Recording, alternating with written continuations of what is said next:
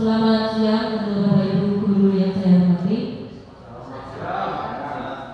Yang terhormat Bapak Budi Sawarno selaku Wakil Kepala Sekolah dan Bapak Ibu guru SMP Negeri 2 Ngadasari yang saya hormati.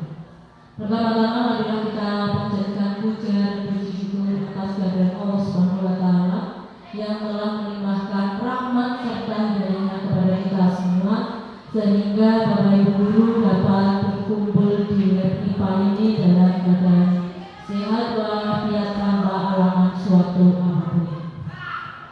Bapak Ibu guru yang saya hormati, sebelumnya saya ucapkan banyak-banyak terima kasih karena Bapak Ibu guru sudah memenuhi undangan saya untuk mengikuti diseminasi budaya positif saya, karena di sini saya selaku calon guru penggerak angkatan 7 dari Kabupaten Boyolali akan melakukan aksi nyata 1.4 tentang budaya positif. Bapak Ibu yang saya hormati, kita sebagai guru itu diminta sebagai penuntut, bukanlah sebagai penuntut siswa. Itu sesuai dengan teori dari Hajar Dewantara. Apakah selama ini Bapak Ibu sudah melakukan menuntun? Terima kasih kalau sudah melakukan menuntun, bukan menuntut anak. Dalam budaya positif ini ada beberapa pertanyaan yang perlu saya tanyakan kepada Bapak Ibu. Apakah Bapak Ibu setuju dengan pernyataan 1. Hukuman dapat mendisiplinkan anak? Setuju. Untuk yang nomor 2, apakah pemberian hukuman dengan hal positif seperti membersihkan halaman sekolah juga dapat meningkatkan kedisiplinan anak? Yang ketiga, memberi penghargaan apakah juga dapat memotivasi pembelajaran anak? Untuk jawabannya akan kita pelajari pada pertemuan ini. Yang pertama adalah disiplin positif. Untuk jawaban Bapak Ibu guru tadi ada yang jawabannya adalah setuju. Ini ada teori kontrol atau voice theory dari William Glasser. Itu ada 4 poin yang akan dipelajari di sana. Yang pertama adalah disiplin positif. Yang kedua adalah teori motivasi. Yang ketiga adalah posisi kontrol kita sebagai guru. Dan yang keempat adalah kebutuhan dasar manusia. Pada poin yang pertama yaitu disiplin positif, itu nanti Anda tidak bisa mengontrol orang lain, tapi Anda hanya bisa mengontrol diri Anda sendiri. Itu hubungannya dengan motivasi internal yang berasal dari diri Anda sendiri. Itu mau pembelajaran akan dibawa kemana, itu nanti adalah motivasi diri kalian sendiri.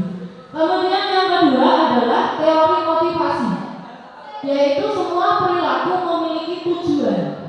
Baik itu perilaku yang baik maupun negatif, itu pasti ada tujuan tersendiri yang berasal dari kita sendiri.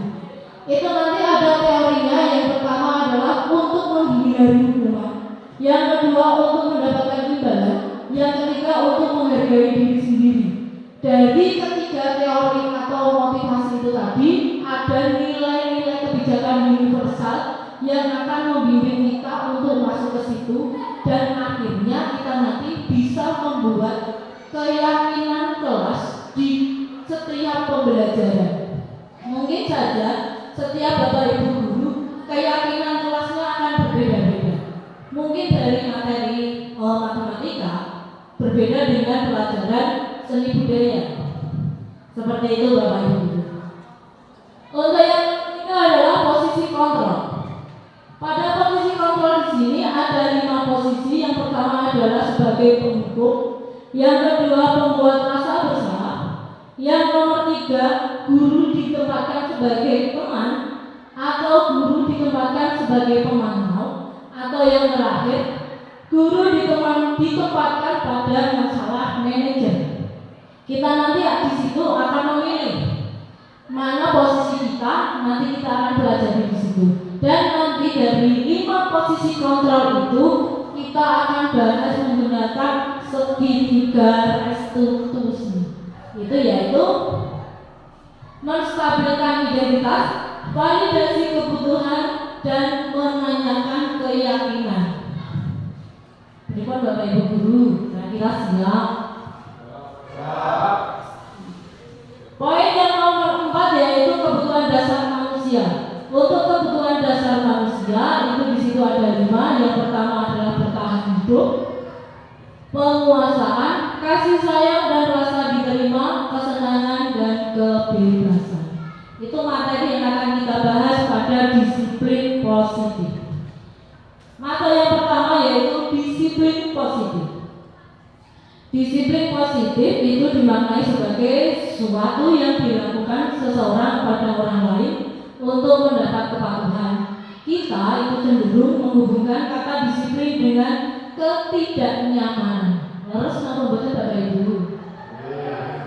Karena disiplin itu harus dimulai dari diri sendiri. Harus betul Bapak Ibu. Ada teorinya yaitu dari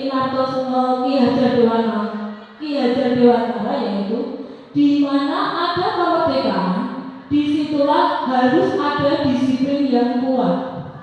Sungguh pun disiplin itu bersifat self-disiplin, yaitu kita sendiri yang mewajibkan kita dengan sekeras-kerasnya.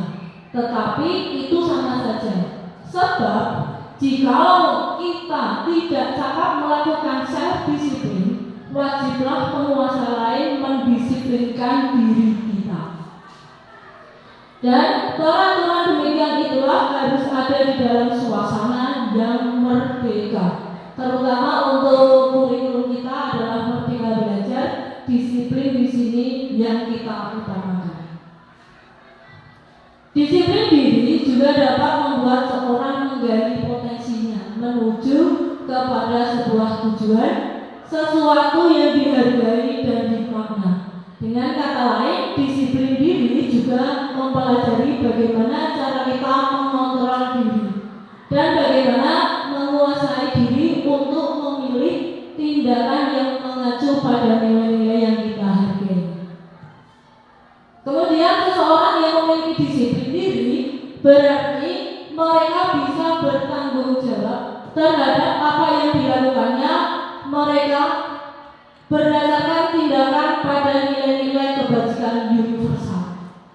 Dan sebagai pendidik, tujuan kita adalah menciptakan anak-anak yang memiliki disiplin diri, sehingga mereka bisa berperilaku dengan mengacu pada nilai-nilai kebajikan dan memiliki motivasi yang berasal dari intrinsik maupun yang berasal dari ekstrinsik. Ini Bapak Ibu Guru untuk nilai-nilai kebajikan ada beberapa teori yang kita gunakan. Yang pertama adalah teorinya dari Dr. William Glasser. Itu setiap perilaku atau perubahan memiliki suatu tujuan. Leres napa mboten Bapak Ibu?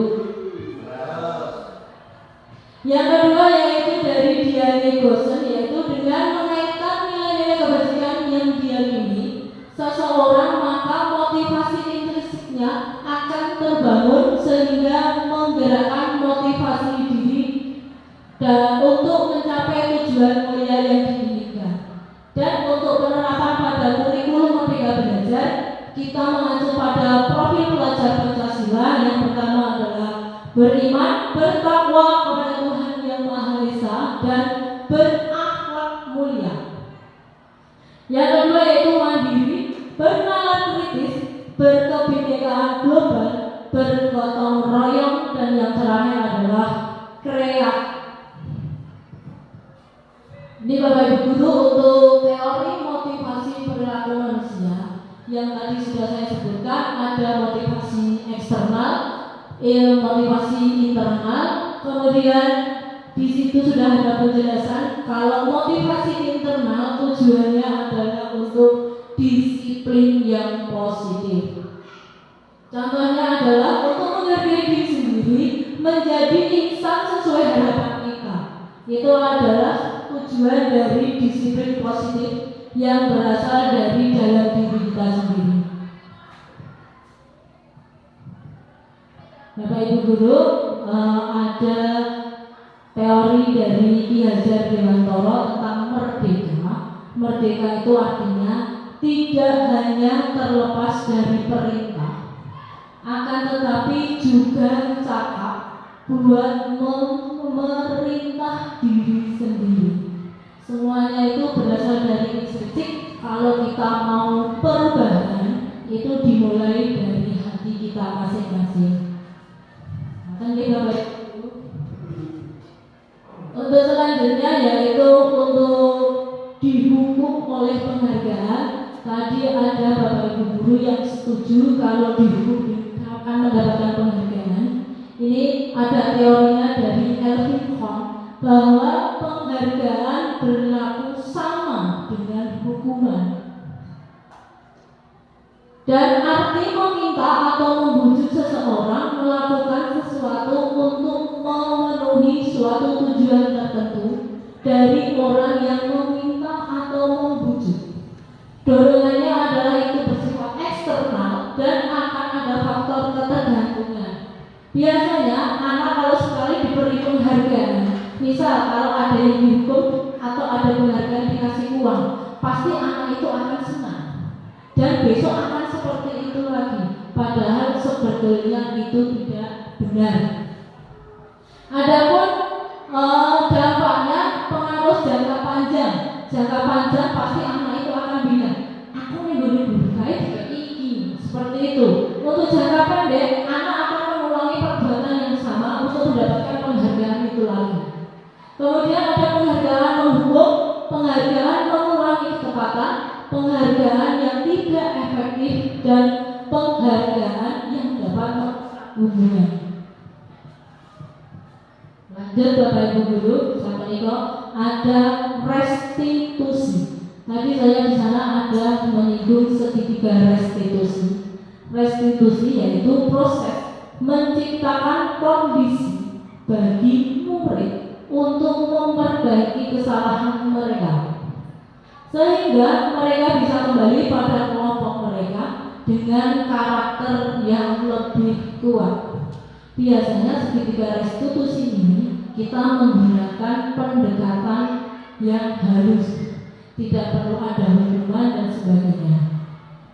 Ini biasanya restitusi proses kolaborasi yang mengajarkan murid untuk mencari solusinya untuk masalah mereka sendiri.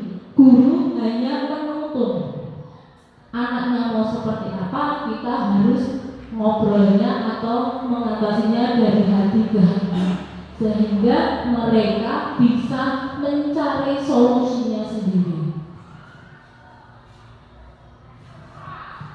Bapak Ibu Guru, ini ada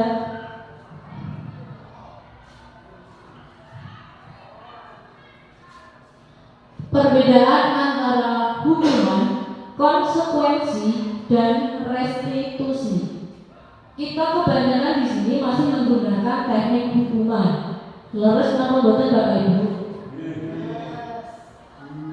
Padahal hukuman di sini adalah sesuatu yang menyakitkan harus terjadi. Bahkan ada yang anak didik kita sampai sakit hati ataupun mereka sampai takut berangkat sekolah. Betul nama buatan Pak Guru.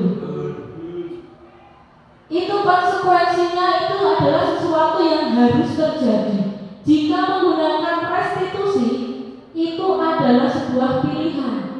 Kalau anak itu tidak mau mengerjakan PR, kita harus menggunakan pemecahannya menggunakan restitusi, bukanlah hukuman. Yang diminta dari ketika belajar adalah seperti itu. Jika ada yang tidak nyaman untuk murid dalam jangka waktu yang panjang, itu hukuman. Konsekuensinya tidak nyaman untuk murid untuk jangka waktu yang pendek, itu yang konsekuensi. Kalau untuk yang restitusi, menguatkan untuk murid dalam waktu yang panjang. Jadi kita di sini dilatih untuk menuntun anak, bukan menghakimi anak. Yang ketiga, untuk hukuman korban mendapatkan keadilan. Kalau konsekuensinya korban bisa diabaikan. Jika menggunakan restitusi, korban mendapatkan gantinya. Kalau untuk hukuman, murid akan tersakiti, seperti yang saya jelaskan tadi awal, ada yang tersakiti. Jika konsekuensi, murid dibuat tidak nyaman. Contohnya, kita cuekin, terserah mau apa, itu konsekuensinya untuk anak. Jika restitusi itu, murid akan mendapatkan penguatan. Seperti itu Bapak Ibu. Jadi kita harus menuntut anak itu harus pelan-pelan. Jika perilakunya pasif dan agresif meningkat untuk hukuman dan konsekuensinya penguatan hanya bertahan dalam jangka waktu yang pendek, dan untuk restitusi masalah dapat terpecahkan dengan cara kita berdiskusi dengan anak tersebut. Untuk hukuman juga siswa tidak akan berjalan jika muridnya tidak takut. Murid di sini banyak yang seperti itu, murid tidak takut. Nah, terus konsekuensinya apa? Kita memerlukan monitoring dan supervisi terus-menerus dari guru. Konsekuensinya itu, jika menggunakan segitiga restitusi, kita dapat murid dapat belajar tanggung jawab dari perlakuannya, dari kesalahannya itu mereka dapat mempertanggungjawabkannya. Jika hukumannya berlaku hanya pada sebuah institusi, tidak berkelanjutan dalam kehidupan yang nyata, kalau konsekuensi itu membantu penerapan mengikuti peraturan dalam masyarakat, dan restitusi fokus pada pemecahan masalah dalam waktu yang panjang. Jika hukumannya murid membenci peraturan, konsekuensinya sehingga murid tidak menghormati peraturan sama sekali. Bahkan ada yang malah murid bikin aturan sendiri. Itu kalau kita menggunakan restitusi, murid dapat menghormati dirinya sendiri dan orang lain. Karena di dalam kelas kita bisa membuat keyakinan kelas bersama. Keyakinan kelas itu dibuat bersama antara guru dan siswa dan dilaksanakan bersama. Itu nanti ya adalah restitusi. Jadi dapat kita kesimpulan bahwa hukuman itu bersifat negatif. Konsekuensi bersifatnya adalah netral. Kalau restitusi sifatnya adalah positif.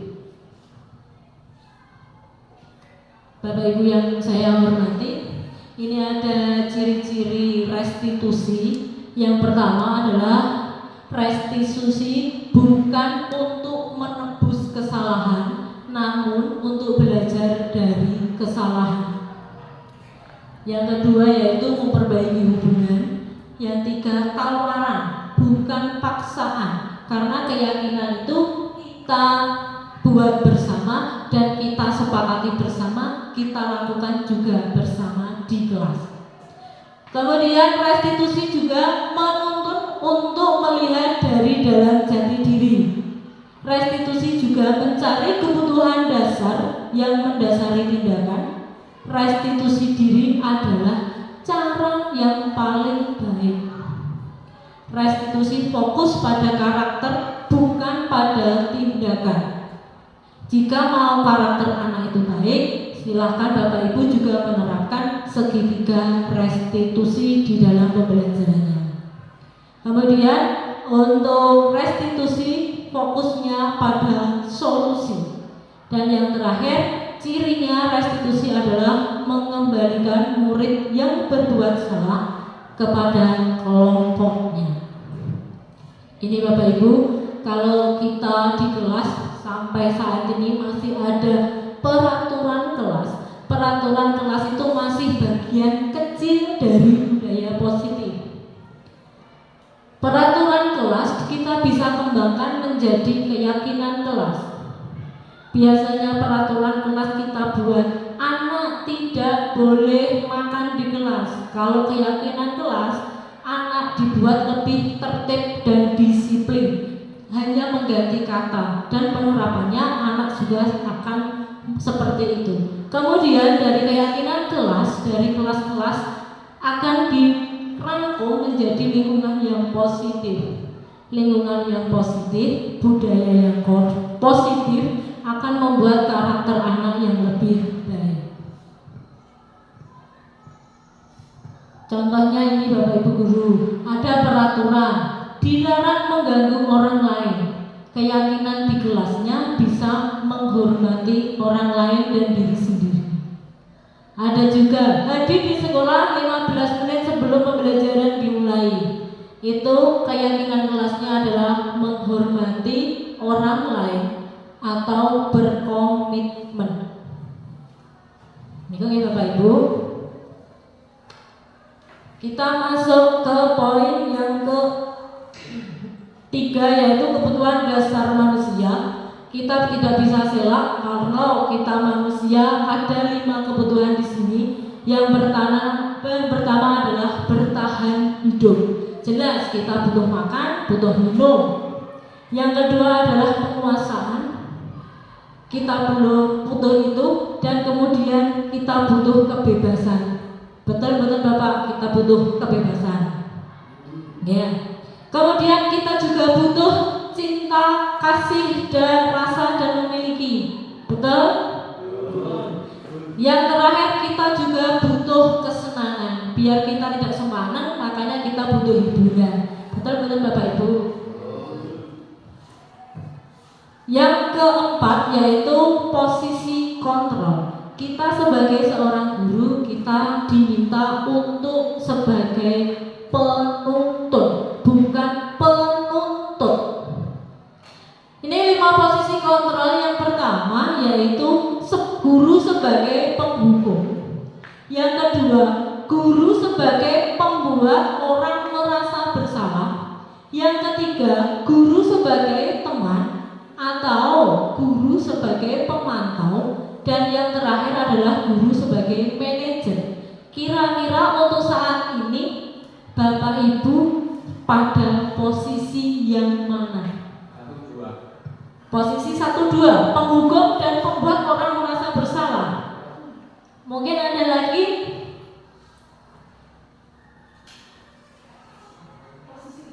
Posisi ketiga, kalau guru bahasa Indonesia posisinya guru sebagai teman.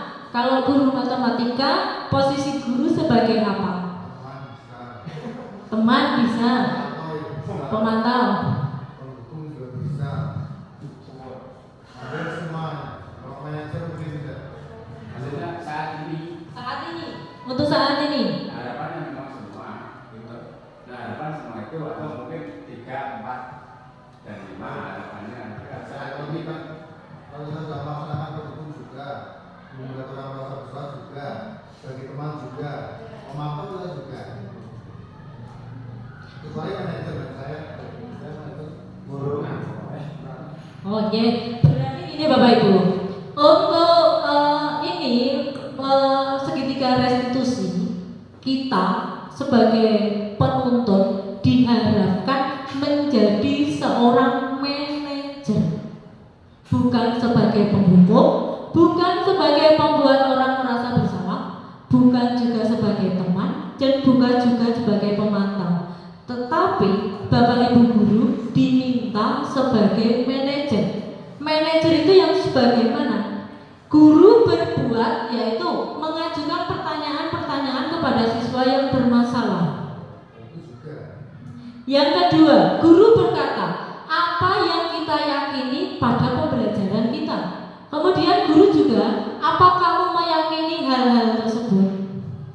Kita akan seperti itu. Kalau pada penghukum, guru akan bertanya, kalau kamu tidak melakukan, saya akan menghukum Anda, atau saya akan memberi hukuman seperti apa. Padahal di sini kita harus sebagai manajer, dan hasilnya ketika guru sebagai penghukum, siswa akan memberontak. Kalau tidak memberontak, mempunyai rasa dendam kepada guru, atau tidak menyalahkan guru hukum. Dan untuk hasilnya ketika kita sebagai pembuat orang merasa bersalah, anak akan menyembunyikan kebohongannya. Mereka akan banyak alasan mengapa mereka melakukan seperti itu. Akhirnya mereka tidak berkata jujur jika kita sebagai guru pembuat orang yang merasa bersalah. Kemudian hasil untuk guru sebagai teman, siswa tidak akan menjadi mandiri. Siswa akan merasa tergantung kepada guru. Misalnya kalau mengerjakan tugas tidak ada guru, mereka akan berkeliaran karena tidak ada yang memandu. Nggih, betul Bapak Ibu guru. Nggih. Kemudian untuk pemantau itu anak hasilnya akan mengerjakan jika diawasi. Kalau tidak diawasi, mereka akan berkeliaran. Tetapi kalau kita sebagai manajer, hasilnya akan menguatkan watak. Mereka akan menjadi mandiri dan berkarakter tersendiri. Contohnya seperti ini Bapak Ibu. Saya kecewa sekali dengan kamu. Itu adalah kalimat-kalimat seperti guru pembuat orang yang merasa bersalah. Jika kita sebagai manajer, kita akan bertanya, how? Bagaimana kamu bisa menyelesaikan masalah ini? Makanya kita harus berdiskusi antara guru dan murid agar terciptalah sebuah restitusi yang positif. Budaya yang positif diminta seperti itu. Guru haruslah sebagai manajer. Nah, ini segitiga restitusi, langkah-langkah yang Bapak Ibu lakukan. Silahkan mencoba nanti. Yang pertama adalah menstabilkan identitas. Langkah awal kita adalah menstabilkan identitas. Yang kemudian adalah memvalidasi tindakan yang salah itu seperti apa. Yang terakhir adalah menanyakan keyakinan. Akan saya jabarkan di sini. Yang pertama adalah stabilkan identitas, itu untuk membuat anak yang merasa gagal karena berbuat salah menjadi positif terhadap dirinya. Langkah-langkah yang Bapak Ibu bisa kerjakan, misal berbuat salah itu hal yang manusiawi. Kita harus menggunakan kata-kata yang lebih halus biasanya seperti itu. Kemudian tidak ada manusia yang sempurna dan sebagainya. Kemudian kalau kamu menyalahkan dirimu sendiri terus-menerus, apakah kamu bersikap baik pada dirimu sendiri? Jadi ini Bapak Ibu guru diminta untuk seperti guru BK. Ada konseling di sini. Untuk yang kedua yaitu validasi tindakan, yaitu membantu siswa mengenali basic need atau kebutuhan yang ingin dipenuhinya ketika melakukan kesalahan itu. Pada dasarnya, setiap tindakan manusia tujuannya adalah memenuhi basic need. Apakah itu power, freedom, love, and belonging, fun, atau fulfillment. Ini yang bisa kita lakukan. Misal, apa yang penting bagi kamu setelah kamu melakukan kesalahan itu? Kita akan bertanya itu. Atau enggak, apakah kamu bisa melakukan dengan hal yang lebih baik di besok lagi? Seperti itu Bapak Ibu. Kira-kira apakah Bapak Ibu sudah ada bayangan?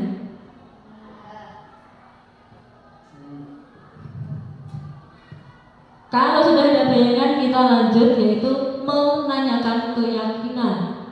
Makanya Bapak Ibu guru, saya himbau setiap di pembelajaran silahkan Bapak Ibu membuat keyakinan kelas agar anak juga tahu posisinya anak itu seperti apa, dan posisi guru sebagai penuntun akan lebih mudah. Pada menanyakan keyakinan ini anak bisa melihat kesalahannya dihubungkan dengan norma sosial dan nilai-nilai yang mendasari manusia berinteraksi dengan orang lain.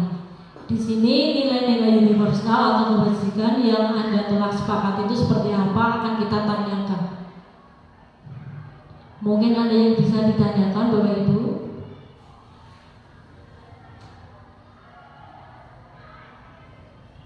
Adakah yang ditanyakan? Karena segitiga restitusi cuma ada 3 langkah yang perlu kita laksanakan untuk menciptakan anak yang berkarakter mulia dan menciptakan lingkungan yang positif sehingga terbentuklah budaya yang positif.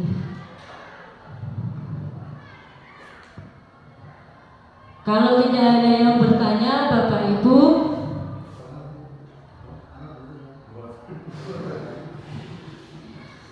mungkin kurang lebihnya saya mohon maaf yang sebesar-besarnya. Terima kasih untuk waktunya. Billahi taufiq wal hidayah. Wassalamualaikum warahmatullahi wabarakatuh.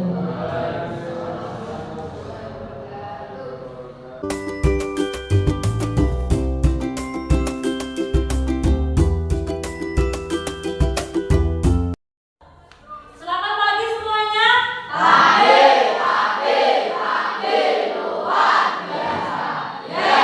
Bagaimana kabar kalian hari ini?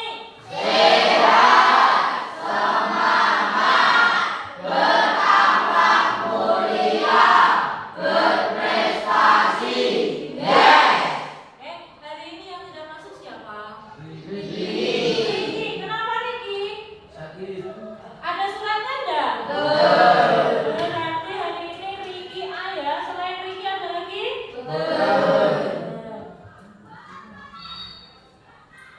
Sebelum masuk ke materi, saya mau tanya, kira-kira di sini ada yang mempunyai bakat apa?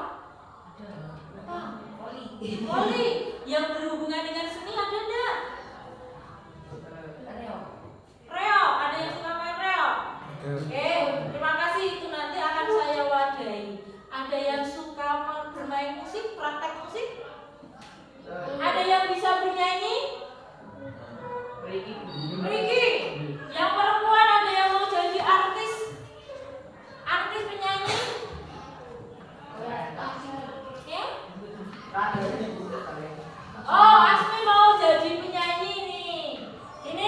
Ini nanti kita akan belajar yang namanya praktek bernyanyi, yaitu menyanyikan satu suara unisono. Tetapi sebelum kita praktek, saya mau membuat keyakinan kelas dulu di kelas ini.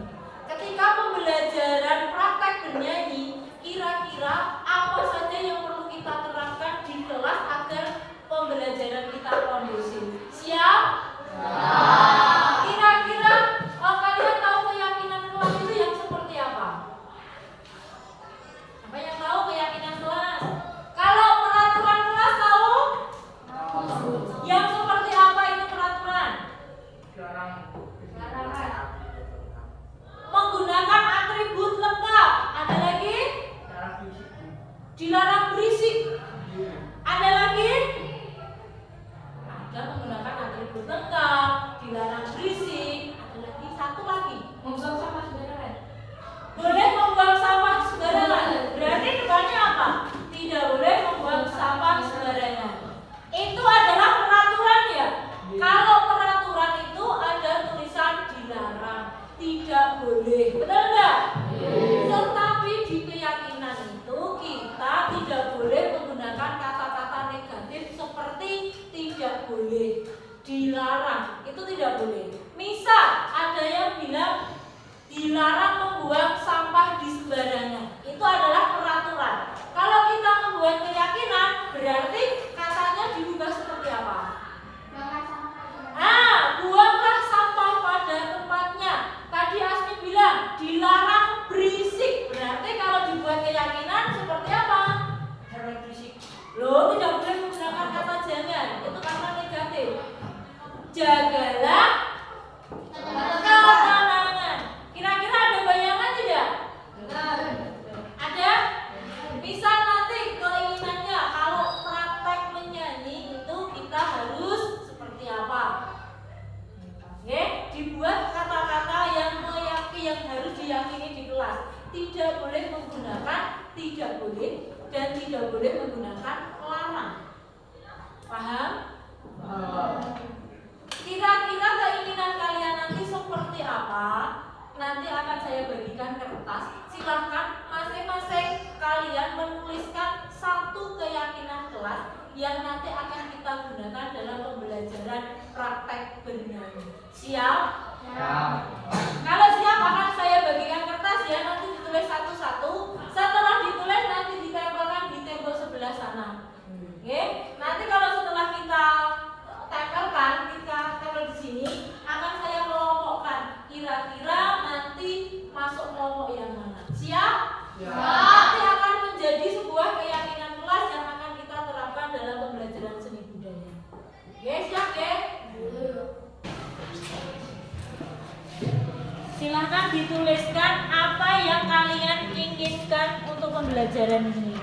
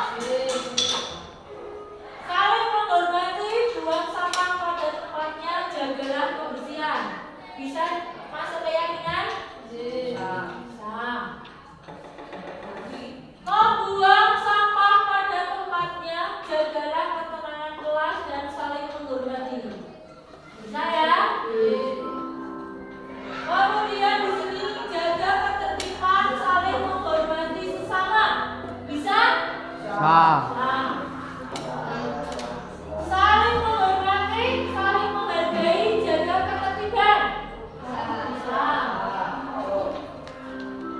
Jagalah ketenangan saat di kelas, buanglah sampah pada tempatnya, jagalah kebersihan. Ini buanglah sampah pada tempatnya sama jagalah kebersihan sama tidak? Berarti pilih salah satu aja ya. Pilih yang mana? Jagalah kebersihan atau buanglah sampah? Saya udah bisa salah satu. Jagalah. Jagalah kebersihan ya. Jaga kebersihan selain buang sampah, termasuk lantai kotor itu termasuk menjaga kebersihan ya. Bicaralah yang sopan. Apa di sini ada bicaranya tidak sopan? Berarti ini ada kesepakatan kelas atau keyakinan kelas berbicara dengan sopan. Kemudian jagalah ucapanmu. Berarti ini ikut ya. Di sini berarti ini sendiri berkata sopan. Saling menghormati, jagalah ketenangan, buang sampah pada tempatnya. Mesejnya ke sini. Ada saling menghormati, jaga ketenangan, kelompoknya masih di sini. Jaga ketertiban kelas, membuang sampah pada tempatnya, maksudnya ke sini. Buanglah sampah pada tempatnya, jagalah ketertiban, ketenangan dan saling menghormati. Masuk ke sini lagi. Saling menghormati, jagalah ketenangan, buang sampah pada tempatnya. Ini ada menjaga ketenangan kelas, buang sampah pada tempatnya, menghargai teman yang lagi ada di depan, menggunakan atribut lengkap. Maksudnya di sini. Saling menghormati, saling menghargai, bicara yang sopan. Ada bicara kita masukkan di sini. Saling menghormati, menerapkan ketertiban kelas, bicara yang sopan. Dan yang terakhir, buanglah sampah pada tempatnya, jagalah kebersihan kelasmu, sampahmu adalah tanggung jawab. Ini maksudnya ke sini. Jadi dapat ditarik kesimpulan kalau keyakinan kelas di praktek kita hari ini adalah satu, bicaralah yang sopan. Sepakat? Menjaga ketenangan dan ketertiban. Sepakat? Saling menghormati dan menghargai. Sepakat? Dan menjaga kebersihan kelas. Sepakat? Apakah bisa diyakini dalam pembelajaran kita hari ini? Bisa. Berarti keyakinan kita buat bersama, kita laksanakan bersama, dan konsekuensinya kita tanggung bersama. Siap? Kalau siap, pembelajaran hari ini kita akan mulai dari teori, praktek itu seperti apa. Oke?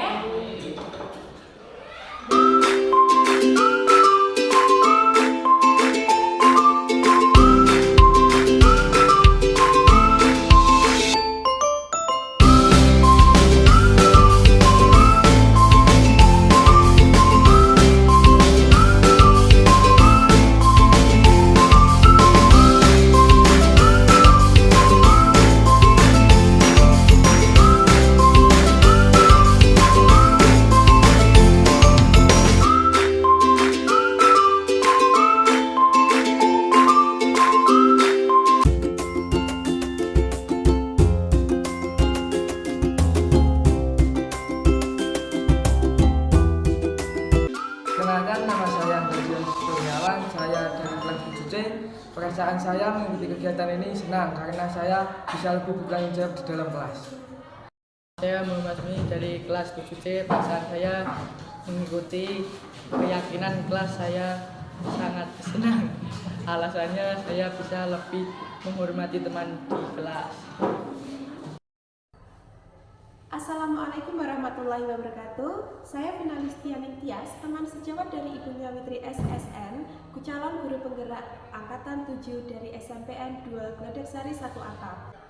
Setelah saya mengikuti diseminasi budaya positif, saya merasa ada peningkatan kedisiplinan pada anak-anak didik saya. Saya harap dengan segitiga restitusi dapat membantu peserta didik dalam menyelesaikan masalahnya. Dan kedepannya, keyakinan kelas dapat menjadi budaya positif di SMPN 2 Gledaksari. Terima kasih, semangat terus untuk Bu Nyawitri. Wassalamualaikum warahmatullahi wabarakatuh.